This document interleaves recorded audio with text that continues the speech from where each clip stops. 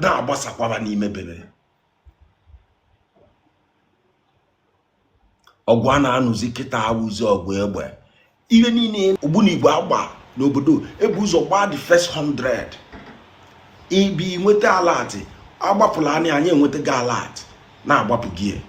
Ihe o ji elute obodo 9 minutes. O lutele ọ na-elute obodo 2 minutes before olute obodo. Anyị enwe alarm ebe a. 2 minutes ezugolu gị mgbatu na shelter. Ịba na shelter nọzieli. Shelter ahụ nọzi ka ya na oge zukwele ene alarm ahụ gbuchekwele ene. After 2 seconds ị na-anụzi mgbum mgbum mgbum bum bum bum bum bum bum bum. Ana niile a na-esheki. Ndị obodo nwekwele nke ba ji eje agbasi ya n'elu. Juzienu m na ọnwụ na ndị obodo 90% to 95% success counter ndị obodo na-agbasa n'elu. So ihe na-abụ foto ihe na-abụ only 5% we were done. Ka nkwọlụ ndị obodo aka na ọdịlize. Obodo nwe teknọlọji. Obodo nwe teknọlọji.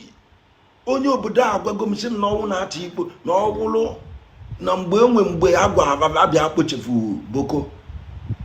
Wee bịa under 2 weeks chọọ ka gbuchefu Boko. Gọọmenti banyị sịba mbakwa wee gbuzine ka banaba.